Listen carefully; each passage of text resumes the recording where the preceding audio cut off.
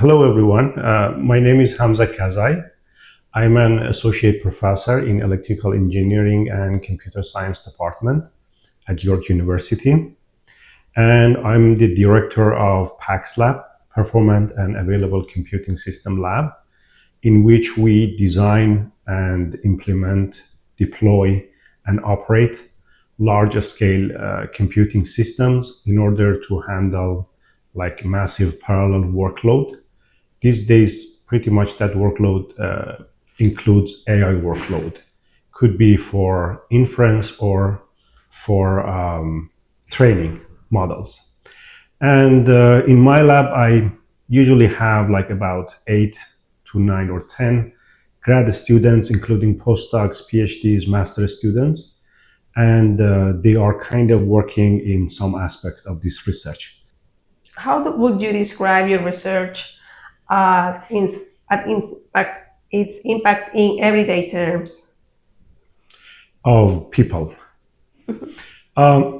So if I want to really summarize my research in one sentence, is that how we can make computing system better. Basically, by computing system, my focus is on highly distributed and large scale systems, typically deployed on cloud and sometimes at the edge and on the devices that are attached to people or the environment. And also the how that we are going to do it in the sentence is basically we use theory in order to model systems and find out their problem or bottlenecks. And then using that kind of insight, we try to resolve that issue or have a new design, a new system, which doesn't have that problem. And the better word, because you can make a system better in many aspects, right? Our main focus is on performance and cost and user accessibility or user friendliness of the system. So that's the part that actually touch the people, because we might have great systems, but people cannot use them effectively. A prime example in this is like AI these days that we have, because even a researcher in computer science or in other top matters like from literacy, biology, any department, one of the things that I have witnessed recently is that they cannot use AI effectively in their research or in their work because there is a kind of something we call it infrastructure tax, which is a technical barrier for people to use these AI services because they don't know, for example, how to set up an environment, how to manage it, or how to share it with other people. So that's why one of the active research direction in my lab is to how we can make AI more accessible to everyone, like scientists from every as I said, research area, and also people, citizen scientists, like or maybe even students in high school, just to improve our literacy in AI with our students. So that's something that we're working on actively right now. When people hear terms like cloud computing or AI infrastructure, they often think of technology companies. How these technologies help researchers, students, and society as a whole. In order to handle the AI workload, which, as I said, you can basically classify this into inference, which basically means the time that you ask the model or the system to answer a question or provide something for you in terms of Gen AI, or when companies or some organization, they want to train or fine-tune a model for specific purposes. So these two type of works, you need resources. And most of the deployment that we hear like these days are like this cloud data center or AI center that you see. We have many of them are being built as we talk here in Canada, in US, and everywhere actually, because we need the demand. Right now, you cannot find any application or any service that somehow is not somehow using AI services at some part. Could be like a recommendation, generating something, helping you to decide, those kind of services. Lots of people actually are involved in these data centers, like from the the hardware part that kind of we have limitation right now globally in the whole world, and also the people that operate these data centers. Also, we have the environmental kind of concern about these data centers. But one should think about the balance that we need to have, because in order to make your society AI enabled, you need to have that domestic or sovereign kind of infrastructure in your country while you're managing all those aspects of the environment or the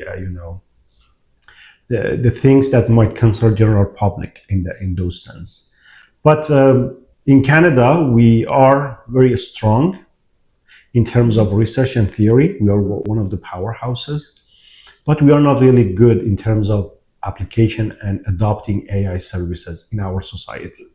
And that's why I'm involved in a couple of initiatives, like the SKIP call from the federal government, and also a project that we call it CanServe, which Computing for Humanity actually is a partner to use the resources from the Computing for Humanity to test these platforms, that they are easy to be used by everyone. You don't need to be a computer scientist specialized in systems to use AI, to use it for your research. I mean, not just using like a chatbot. So why is cloud computing important for research and innovation? Cloud computing, it's been since it started in 2008-9. Actually, beyond that, it's been a kind of technology. It was a way of thinking of compute.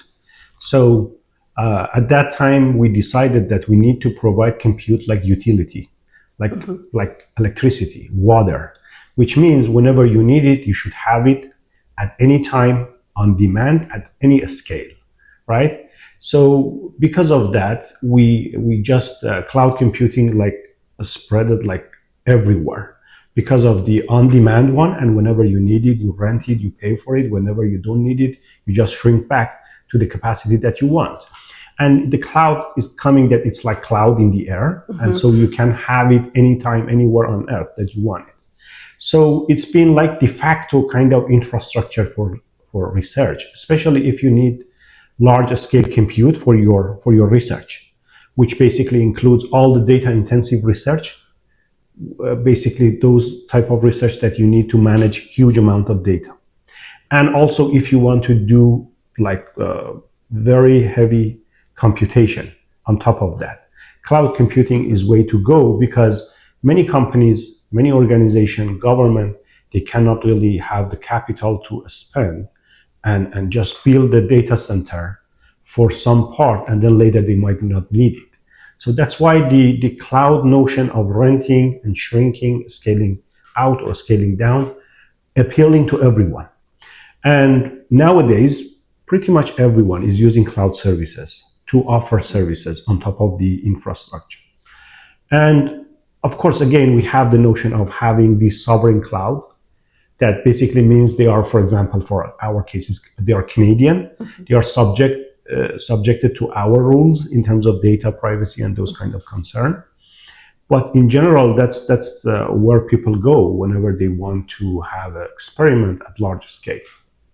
What challenges do researchers at PAX Lab face when they lack computer resources? Yes, that actually it's a very good question. We realize that even more recently, because we tend to have enough resources in terms of CPU and storages, thanks to Alliance of Canada, as a researcher. And because we are affiliated with the university, so I needed to fill an application and ask for that. But recently we needed more GPUs. How long does it take to get access to those resources? So the way it works in Alliance of Canada, the Digital Research Alliance of Canada, is that they give you a little bit, like 80, like let's say corresponding to 5 standard machine by a span of a week. You don't need really to do anything, just register. But if you want more, then you need to go to the competition. For that, you need to fill up a lengthy application and say why you need it, and then It takes a year for the competition, and they rank you. If you ranked high, then they will give you more. Okay, so initially it was kind of lengthy, and now because we need these resources, so we fill the pipeline. So every year we apply, and so we don't lose the continuity of having access to compute. But I understand that's not the case for everyone. It's just for university and researcher that we are working on this area. But many other people I would know that they don't have that luxury to access this amount of compute. And as I was saying about the GPU, again, even that's a problem with the Alliance of Canada as well. But recently they really upgraded, and they just purchased huge amount of those resources. And now this year, finally, we are able to use them. About the challenge and your question, one of the points that we used to get from the reviewers from these conferences, especially the AES Star conferences, that your experimentation is a toy experiment. Why don't you use, for example, 100 gig of a machine learning model? Why don't you do the distributed training, your approach or your algorithm, something like that? And we would being rejected by these people because of that. But now we are getting more resources, and also it's getting better in order for us to do like larger scale experimentation using GPUs or accelerators. It's getting better. That's good. How will your team use the resources that we want to provide through My Research Cloud? The My Research Cloud from Computing for Humanity. Yes. Actually, that's a great way to get started. We haven't started to use those resources, but that's part of the plan, because sometimes we just need more. And that My Research Cloud is basically because it has a kind of a standard interface, like the resources that we use. So we don't need like huge amount of learning curve for our students or our researcher. And that would be a great help and add-on to the resources that we need in order to conduct our research, for sure. How can a donated server help advance research and education? Well, that would be a great help, specifically if it's going through your, for example, Computing for Humanity, because it will be put on a pool and with a standard interface, which everyone is kind of familiar with. And then I already actually researched your website in terms of those resources. The procedure is straightforward to be used, and those donated in order to use those donated server, you don't need to be affiliated, for example, with a big university or having kind of credentials, which make it much more available and accessible compared to other resources that we have. And obviously, it's to some degree that it's free at some tier, as I understand it. And also the pricing is very low compared to the equivalent kind of resources if you want to get from this cloud service provider, like in US or even in Canada. So that's actually a great help and boost for people that they need those resources, but they are not kind of affiliated or not having the fund connected to somewhere to go and rent out there from these public providers. As a professor, what skills do you believe students need to succeed in the rapidly evolving fields of AI, cloud computing, and data science? Yes, that's actually a very good question. And I always think about it, that how we can graduate our student so that they have a very good chance for the work, for the job market afterward. And as you know, these days it's really changing fast, and it's getting harder and harder, especially for entry-level kind of jobs and software engineer. So specifically in my lab, I always try to tailor the type of work that my students do in the lab depending on their big picture. For example, when I get a master student, I ask him or her that, what's your big plan? Are you going to continue in academia or you want to go to industry? So if it's industry, then I make sure that his research or her research is heavily experienced with hands-on experience, so that when he gets out, he or she has that, they have the experience. Or if they want to go to academy, then I'll try to add some theory to their toolbox. With that, I'll try to make them specialized because these days it's not good to be a kind of generic software engineer because these chatbots or these agents, they will produce codes probably or generate software much better than you as a generic software engineer. That's why in our lab, I train, for example, performance engineer or ML system engineer people. So the people that have a very deep understanding of the system and the way it works. So that specialization is the key for me to make sure my students are needed when they go to job market. How can collaborations between universities, nonprofits, volunteers, and industry accelerate innovation? Um, Again, it goes back to the resources that nonprofit can actually provide, including in-kind, those contribution, for example, resources that you have for compute, for other researcher, because these days you cannot really find too much of research in all fields that you don't need computing resources, I mean, in order to conduct them. So by partnering, it will be a kind of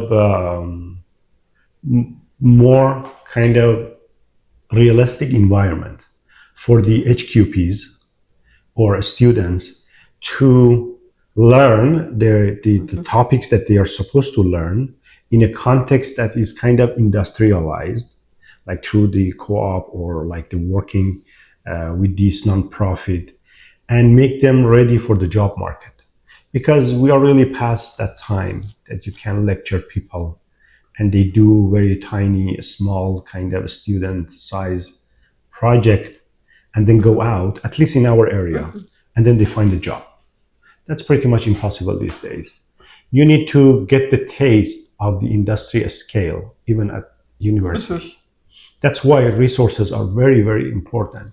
If you don't have resources, then how can you actually do that? I had an experience that I want to share with you. We are right now, I'm actually designing a new course, proposing a new course, machine learning system in our department, for which we need resources, and the resource is really expensive. But we are pushing for that because if we don't do that, then our students are not going to have like an upper hand in the job market if they cannot do the experiments on those resources. And if we can get these resources from like a nonprofit like you, that would be great help because the financial part is always kind of tricky part. Yes. And I have found that going through something like your model, it's very economic compared to other options in terms of financially. So I would see that as a kind of opportunity to use your resources, for example, for teaching purposes by universities. Of course, we need to participate in the model of the payment because you need to sustain, right? But it's going to be really low cost compared to the other options. So why not? Okay. Yeah, that's true. What excites you most about the future of AI and cloud computing? The thing that really excites me is the level of productivity. From my own experience, I can do things that I didn't consider to do previously because I was under the impression that I'm not really good at this. I can give you a concrete example. For example, financial. I'm not really that interested in doing financial things. And then a year ago, I decided to be the financial chair of big conferences. So it's a very complicated task. You need to manage lots of things. But with the help of AI, actually, I managed to be a very more than acceptable financial chair. Everything was good. So I saw that in myself that actually it elevates some part of me that by default wasn't my sweet spot or my strongest spot. So AI can actually help people to improve in those points that you might not get it naturally, or at least you think you don't have it naturally. So it will improve everyone. Either could be you are a software engineer, you are a kind of media person. Of course, it's going to have its own disruption for sure. Some jobs are going to be really impacted. But overall, I think it will be positive and it will impact the life of people a different sector, and if you learn how to use it, it will empower you for sure. Yeah, I like that perspective as a user, and also when you know how to develop this kind of AI tools. That's Yes. interesting. If there is one thing you would like the public to understand about the importance of computing infrastructure in modern research, what would it be? So one important aspect of computing for research these days. Yeah, yeah, that would be the question. So as I said before, really as we go forward, everything needs compute kind of infrastructure. I mean, just think about it. We are talking about the smart cities, right? We are talking about these IoT projects that we want to have in our cities, or healthcare, like finding this unknown in medicine, that like curing this disease that we don't know how to make head and tail in them because they're very complex. So all of this can be kind of hand over to AI because of this intelligence that you get, in order to make kind of a pattern or picture out of it, so that we just kind of solve it, right? It could be in any sector. And in order to do that, you need these models that they are smart. And in order to actually have them, you need a strong compute underneath, an efficient one, of course, because it's going to be more and more. And then we need to make sure that actually the planet Earth is going to sustain all this need for electricity.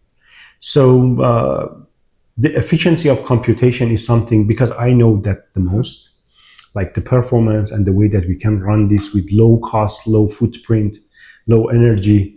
That is the most exciting things that I want to be part of. And I'm hoping that I can contribute in that direction.